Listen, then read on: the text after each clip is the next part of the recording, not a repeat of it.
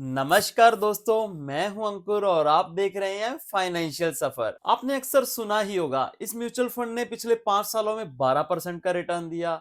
लेकिन रुकिए, क्या इसका मतलब ये है कि अगर आपने 1 लाख रुपए इन्वेस्ट किए होते तो 5 साल बाद आपको सिर्फ 12,000 रुपए मिलते? या फिर इसके पीछे की कहानी कुछ और ही है? क्या आपको एसआईपी और लमसम इन्वेस्टमेंट करने पर एक जैसा रिटर्न मिलता है? अगर म्यूचुअल फंड रिटर्न्स की ये कैलकुलेशन आपका भी सर घुमा देती हैं, तो believe me, you are not alone. जब सीएजीआर, एब्सोल्यूट रिटर्न, एक्सआईआर जैसे भारी भरकम शब्दों का सामना होता है, तो बहुत सारे इन्वेस्टर कंफ्यूज हो जाते हैं।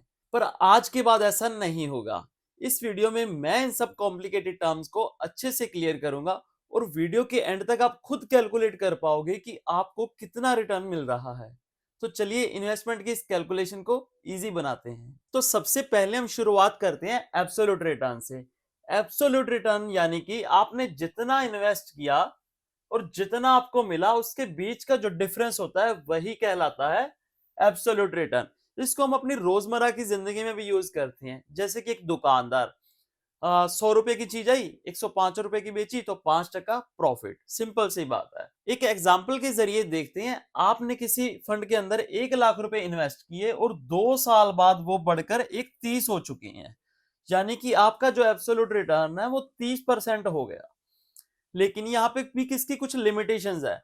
ये पॉइंट टू पॉइंट चेक करने के लिए तो बढ़िया है, ठीक है, जैसे हमने स्टार्टिंग पॉइंट लिया और एक एंडिंग पॉइंट लिया। लेकिन अगर हम देखना चाहते हैं कि साल दर साल ये कितना बढ़ा, तो वहां पे एब्सोल्यूट रिटर्न काम नहीं आता। एग्जाम्पल के लिए मैं आपको बताता हूं। ये हम एक कैलकुलेटर पे हैं एब्सोल्यूट रिटर्न के, यानी कि रिटर्न ऑन इन्वेस्टमेंट। यहाँ पे हम एक कैलकुलेटर ओपन किया, हमने देखा कि हमने 1 लाख रुपए लगाया था। एग्जाम्पल में अभी देखा हमने अमाउंट जो हमें वापस मिला वो 130, यानी कि 30% प्रॉफिट। टोटल जो रिटर्न ऑन इन्वेस्टमेंट मिला हमें 30% मिला। हमने देखा था 2 साल के अंदर। लेकिन अगर हम इनको 5 साल कर दें, 10 साल कर दें, अभी हमने 11 साल कर दिया है, तो क्या इसके रिटर्न ऑन इन्वेस्टमेंट पर कोई फर्क पड़ा? नहीं पड़ा। तो यही सबसे बड़ी प्रॉब्लम आती है।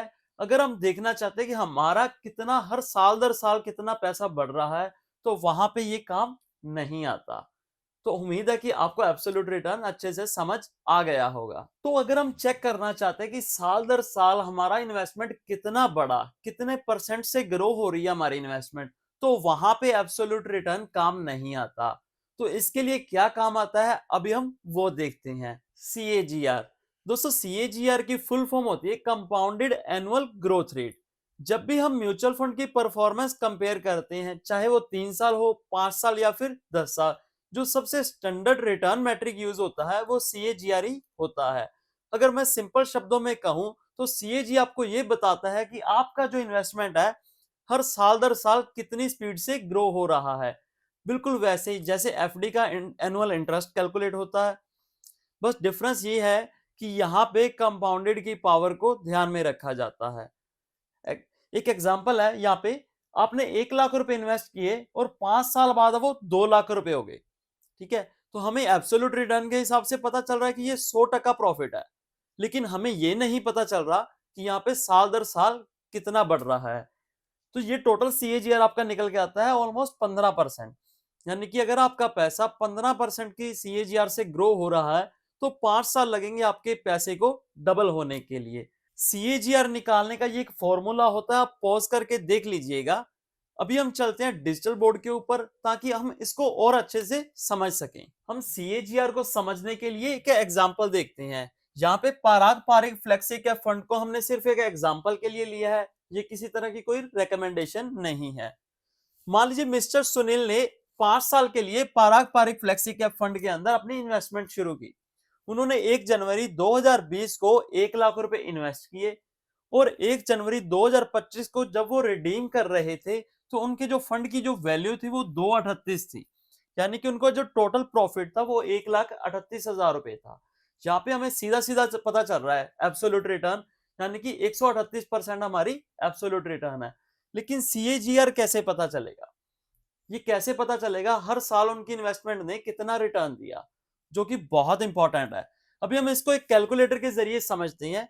किसी भी इन्वेस्टमेंट का सीएजीआर निकालने का दो ही तरीके हैं, या तो वो फॉर्मूला जो हमने डिस्कस किया, या फिर आप डायरेक्टली गूगल पे आइए, और वहां पे CAGR कैलकुलेटर लिखिए और बहुत सारे कैलकुलेटर आपको इजीली मिल जाएंगे। यहाँ पे हम एक कैलकुलेटर का यूज कर रहे हैं। हमने क्या बताया इनको, बेसिक सी चीजें। हमारी जो इन्वेस्टमेंट थी कितनी थी, 1 लाख रुपए starting investment, sorry mister Sunil की जो स्टार्टिंग इन्वेस्टमेंट थी वो 1 लाख रुपए थी। और जब वो रिडीम कर रहे थे उनकी जो टोटल एंडिंग वैल्यू थी वो 238 थी, यानी कि 1,38,000 का प्रॉफिट उन्हें हुआ था। कितनी देर के अंदर, 5 सालों के अंदर। तो यहाँ पे जो टोटल CAGR निकल के आता है 18.94, यानी कि ऑलमोस्ट मिस्टर सुनील की इन्वेस्टमेंट ने हर साल 19% से ग्रो किया और उनके जो फंड की वैल्यू हो गई 238 हो गई। तो CAGR एक बहुत इंपॉर्टेंट कॉन्सेप्ट है। उम्मीद करता हूं कि आपको समझ आ गया होगा, लेकिन यहां पे भी एक ट्विस्ट है। वो ट्विस्ट क्या है, चलिए देखते हैं। दोस्तों, जैसे हर चीज की कोई ना कोई लिमिट्स होती हैं, तो वैसे CAGR की भी कुछ लिमिटेशंस हैं जिनको डिस्कस कर लेना बहुत जरूरी है। सबसे पहले हम बात करते हैं वॉलेटिलिटी। देखिए, CAGR वॉलेटिलिटी की असली तस्वीर नहीं दिखाता। CAGR का नंबर देखकर आपको लग सकता है कि आपका इन्वेस्टमेंट एक सीधी लाइन में ग्रो हो रहा है, बिल्कुल इस तरह से, लेकिन ऐसा नहीं होता। मार्केट जो काम करता है, मार्केट्स काम करते हैं अप एंड डाउन। ये मार्केट का नेचर है, मार्केट कभी भी सीधी लाइन के अंदर काम नहीं करता। तो इसके लिए हम एक एग्जांपल देखते हैं फिर से मिस्टर सुनील का। ये मेरे पास कुछ डाटा है मिस्टर सुनील का जब उन्होंने इन्वेस्टमेंट स्टार्ट की थी। तो इसको डिस्कस करने से पहले आपके लिए एक क्वेश्चन है। अब बताइए, हमने देखा कि जो CAGR मिल रहा था उन्हें 19% के करीब, क्या वो उनको फिक्स्ड मिल रहा था? क्या उनको हर साल 19-19 के हिसाब से उनका जो इन्वेस्टमेंट था ग्रो हो रहा था? बिल्कुल नहीं, ऐसा नहीं होता। हमने देखा कि मार्केट अप्स एंड डाउन्स के काम करता है। तो जब भी उन्होंने इन्वेस्टमेंट की, 2020 के अंदर उन्होंने अपनी इन्वेस्टमेंट को शुरू किया, तो पहले ही साल कोविड आया और कोविड के बाद बहुत जबरदस्त एक तेजी आई थी। तो हमने तो देखा यहाँ पे कि 19% मिला, लेकिन एक्चुअल में उन्हें पहले साल के अंदर जो रिटर्न मिला वो सिर्फ और सिर्फ 16% रिटर्न मिला। तो हम यहाँ पे ये बताना चाहते हैं कि जब उनकी इन्वेस्टमेंट कंप्लीट हो गई थी, तो उसके हिसाब से उन्हें हर साल ऐसे लग रहा है कि 19% से ग्रो हुआ, लेकिन मार्केट के अप्स एंड डाउन्स आते रहते हैं। 2021 के अंदर और भी मार्केट बढ़ा और 2022 में बिल्कुल डाउन, माइनस में चला गया और सो ऑन बढ़ता गया। तो यहां से हमें पता चलता है कि मार्केट ऊपर नीचे होता रहता है। तो ऑन एन एवरेज हमें एक रिटर्न मिलता है जो मिस्टर सुनील को मिला। तो यही था CAGR का सबसे इंपॉर्टेंट एक लिमिटेशन, कि हमें वॉलेटिलिटी की साफ पिक्चर नहीं नजर आती। अभी हम दूसरे पॉइंट की बात कर लेते हैं। नो डाउट CAGR एक म्यूचुअल फंड रिटर्न को कैलकुलेट करने के लिए पॉपुलर और स्टैंडर्ड मेथड जरूर है, लेकिन इसकी जो दूसरी बड़ी लिमिटेशन है, ये सिर्फ और सिर्फ वन टाइम इन्वेस्टमेंट के लिए ही काम आता है। यानी कि जब हम अमाउंट को लमसम इन्वेस्ट कर रहे हैं, जैसे कि हमने देखा अभी इस केस के अंदर 2020 में शुरुआत की, एक ही बार की, हम बार बार उसमें मल्टीपल ट्रांजैक्शन नहीं कर रहे। देखिए, अगर आपने पूरे साल अलग अलग डेट्स मल्टीपल ट्रांजैक्शन की होती, यानी कि अगर आप SIP कर रहे होते, हर महीने आप इन्वेस्ट कर रहे हो, तो वहां पे CAGR उसका सही रिटर्न कैलकुलेट नहीं कर पाता। पीरियोडिक इन्वेस्टमेंट्स को कंपेयर करने के लिए CAGR एक आइडियल मैट्रिक नहीं है। इसलिए लमसम ग्रोथ समझने के लिए तो CAGR बढ़िया है, लेकिन SIP रिटर्न्स कैलकुलेट करने के लिए ये सही नहीं है।